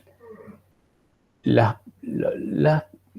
debug probes son como los puntos. ¿Vieron cuando en un circuito tengo el test point donde pongo el osciloscopio o el analizador lógico? Dicen, bueno, tenés que poner la punta de prueba ahí, a ver la forma de onda, entonces ahí te das cuenta si está funcionando bien o no. Ahí medís el periodo de la señal, bla, bla, bla. Bueno, todo lo que ya vieron en dispositivos y circuitos. Bueno, esto funciona igual, pero para el software. Vamos a ver también algunas estrategias de ese tipo. Y el otro es hacer maldades a propósito. Por ejemplo, llamar a una función con argumentos erróneos. Aunque probablemente lo sepan, una técnica muy, muy usada de inyección de malware es usar las API, o sea, las interfaces de sistemas operativos, de librerías, etcétera, etcétera, con argumentos que están mal formados. ¿Y por qué funciona eso? Porque el tipo que hizo el código, los tipos que hicieron el código, no verifican en una función si los argumentos son lo que tienen que ser o no son lo que tienen que ser. Ejemplo, no algo tan burdo como que estoy esperando un número y llegue un string. Algo más sofisticado, como que estoy esperando un string con una longitud máxima de 100 caracteres y el string tiene 120. Y los tipos no controlan eso. Eso se llama desbordamiento de buffer y les puedo garantizar que hay toneladas y toneladas de malware y de virus desarrollada a partir de esos efectos. ¿No? Son errores, digamos, ¿no? Bueno, las estrategias de detección utilizan esto como una forma de probar a ver si realmente el código está bien hecho, si está validando sus argumentos. Ustedes, si están desarrollando un sistema de misión crítica, cuando hacen una función, no tienen que suponer que el que llama la función siempre es el tipo buenazo, que no quiere hacer nada feo. O que siempre es el que nunca se equivoca y pasa los argumentos como lo tiene que pasar. Ustedes lo tienen que verificar los argumentos. Entonces, si yo tengo verificados los argumentos en una función, a veces es fácil y a veces no es tan fácil. Pero si los tengo verificados, una técnica de detección que sea inyección de falla, o sea, probar esa función tirando el argumentos erróneos, va a hacer que la función devuelva un valor, bueno, error de argumento o lo que fuere, ¿no? Bien, esas son algunas estrategias. Hay toda una teoría sobre lo que es el testing, la prueba, que vamos a entrar en ella un poquito más adelante, que tiene que ver con planificar las pruebas del software, ¿no? Cuando el sistema ya está fabricado y está andando y está en producción, o sea, ustedes lo tienen puesto en Fukushima, digamos, bueno, obviamente no pueden sacar un mensaje en pantalla, aunque los japoneses más o menos hicieron eso. No fue un problema de software ese, pero bueno, ha habido notorios problemas de software donde la respuesta fue esa. Lo que se utiliza como estrategia son una serie de procesos encadenados que son puntos de checkpoint, o sea, el punto donde uno verifica que las cosas sean de una determinada manera, y a partir de ahí toma decisiones. O sea, un rollback es volver hacia atrás y reintentar cambiando algunas cosas, y un roll forward es pasar por encima del problema e irse a un estado seguro, obviando la parte que falla, ¿no? Ya lo vamos a ver en detalle. También hay otra cosa que se llama watchdogs, que sirve como un vigilante externo para ver si el software está funcionando. Ahora, en una enumeración, eso lo vamos a ver en detalle. A veces ocurre que, a pesar de que uno pone la mejor buena voluntad y el equipo de desarrollo trabaja con las mejores técnicas y lo revisó una inteligencia artificial y se lo hicieron compilar a otras y bla, bla, bla, las macanas ocurren igual. Y hay eventos de falla. Lo peor que puede pasar es que yo detecte que ocurrió una falla, algo se rompió, algo dejó de andar, hubo consecuencias serias, y yo no tenga logs. ¿Qué son los logs? Algo mencionó Agustín en la clase del jueves acerca de la capacidad de log. Los logs son los printf que ustedes hacían cuando estaban aprendiendo a programar en C, para ver cómo iba andando la cosa. Printf, entré a la función tal, printf, esta función me dio tanto, printf, acá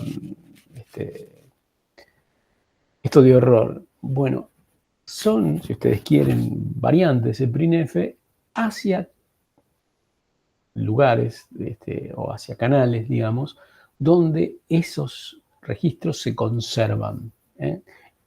Un reporte de error, un reporte de cualquier situación que se conserva es lo que se llama un log, un registro, la forma más correcta de traducirlo para el campo de los embebidos y el desarrollo del software en general. Un log es un registro. A veces el log solo contiene cosas que van bien, pero por ahí aparecen logs de errores. Entonces, ¿cuál es la gran ventaja de tener registros de errores? Que yo puedo hacer un análisis forense, es decir, reconstruir qué pasó. Obvio que eso no va a servir para prevenir lo que ya pasó. Lo que pasó, pasó. No hay forma de arreglarlo. Ahora, a futuro me puede un log informar por qué pasó y exactamente cuál era el contexto en el que pasó. Ejemplo, yo puedo en un log poner el valor de todos los registros del micro, si ustedes quieren. Puedo poner el nombre de la función que se está ejecutando. Puedo poner la fecha, normalmente eso se hace siempre, poner la fecha y la hora en la que se produjo el error. Eso les permite reconstruir el contexto, el escenario en el cual se produjo la falla. Eso es invalorable. ¿Para qué? Para resolver a futuro. Claramente no hay ningún caso donde un forense haya revivido a un asesinado. ¿Sí? ¿Para qué sirven los análisis forenses? Para encontrar al asesino.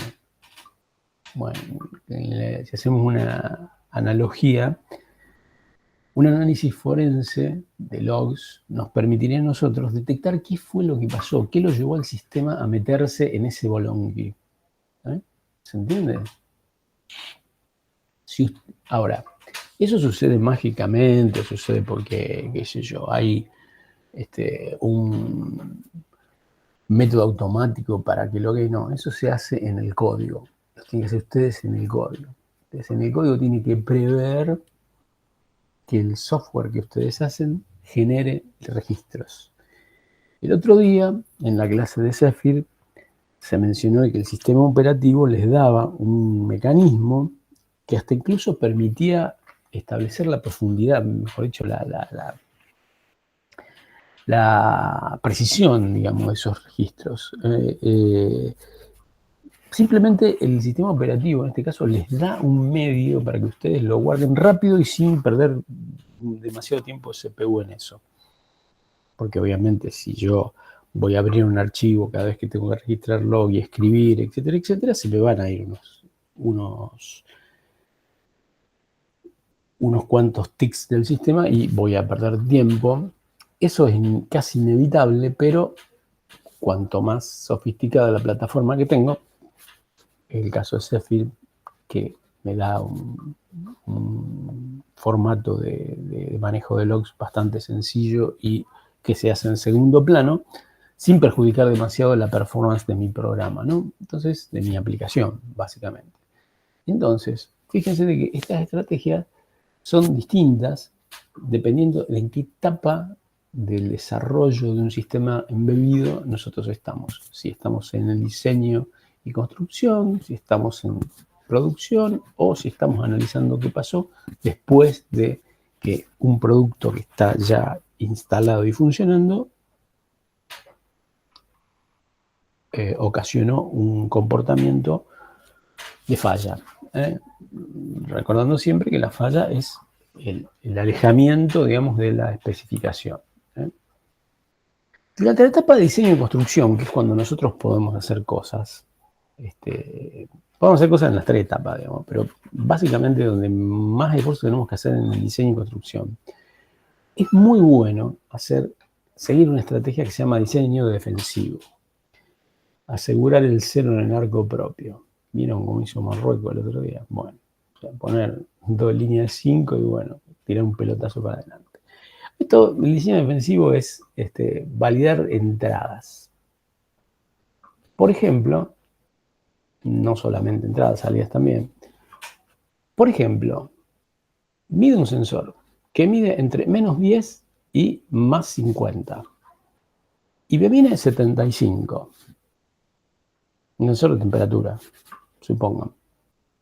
Yo no debería alegremente pasar ese 75. Sí, mira, che, ese 75. Tendría que ver a ver si hay alguna otra forma de saber si el sensor se dañó o realmente está midiendo 75, lo cual sería medio catastrófico, porque si el rango de validez es menos 10, 50, está casi un 50% por encima del rango.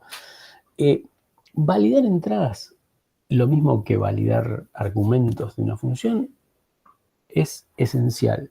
Validar los valores de retorno.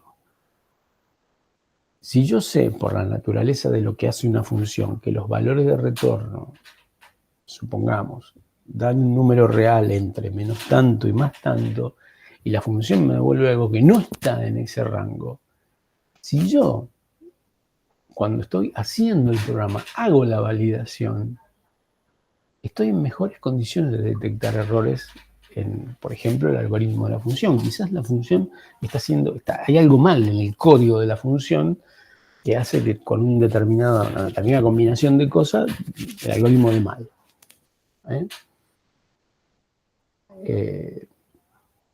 Siempre me acuerdo de un caso de un TP de informática aplicada donde una función que se llamaba esprimo funcionaba perfecto, salvo para el número 1. Bueno, claramente hay una cuestión muy particular con el 1, pero en definitiva es porque el algoritmo no estaba bien, básicamente, ¿no? El diseño defensivo es muy importante. Este ejemplo que estoy dando es totalmente trivial, pero los ejemplos que di antes de la medición de sensores o el cálculo de algún cálculo aritmético, digamos, que da fuera de rango, es muy importante que uno haga una validación de eso, ¿no? Entonces, si la validación no da, bueno, es que hay algo que está mal, digamos, ¿no? Esto, como uno lo hace durante la etapa de diseño y construcción, está a tiempo de corregir. Y a la vez hay estrategias que permiten validar la integridad de datos. Por ejemplo, esto se ve mucho en los protocolos de comunicaciones. Cuando se transmite, o digamos, cuando uno intenta escribir un bloque de datos en un soporte no volátil. Ese bloque de datos, que es una colección de unos y ceros bastante grande, o más o menos como sea, tiene adosado un código de verificación. Los paquetes que circulan por la red Wi-Fi tienen un código de verificación. Si ese código, o sea, se aplica un algoritmo a todo el paquete, a la carga útil del paquete, y se contrasta contra el código de validación que se recibió. Si no son iguales, porque el paquete tuvo un error en la transmisión. Eso lo que hace es verificar la integridad. Generalmente hay una técnica muy común, que es usar las sumas de chequeo, los checksums, que en definitiva hacen alguna operación como exclusivo, bueno, o algo más sofisticado, o algún complemento 2, lo que fuere. Y en definitiva nos permiten decir, bueno, este conjunto de datos está bien o tiene algún error, digamos, lo descarto y lo pido de vuelta, ¿no? Y como último ítem del diseño defensivo es usar estrategias fuertes de testing. Eso, bueno, ya ahora ya estamos sobre la hora. De ahí hice presentación, es porque dentro de esta misma presentación y a continuación, el jueves, vamos a ver estrategias de testing y vamos a un poco meternos en el testing, en la prueba de software, más detalladamente. Claramente, esta etapa es esencial, porque si el producto sale con defectos desde la fase de diseño y construcción, inevitablemente va a llevar a fallas. Inevitablemente. Entonces nosotros tenemos que apuntar a minimizar los errores en la etapa de diseño y construcción. Como les decía antes, tener un completo relevamiento de los requerimientos, tener una validación correcta y tener una especificación exhaustiva. Sin a partir de ahí entramos en esta etapa, diseño y construcción. Y ahí vamos a usar técnicas. Pero primero tenemos que, recuerden ese gráfico que tenía los rectángulos de 3 colores, tenemos que cumplir con eso. Bueno, justito dio como para hacer la primera parte. Si hay preguntas, los escucho.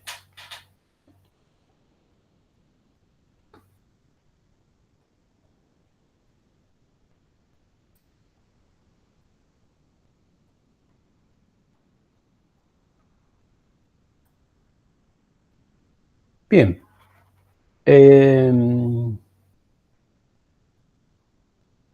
Si no hay preguntas, termino la grabación.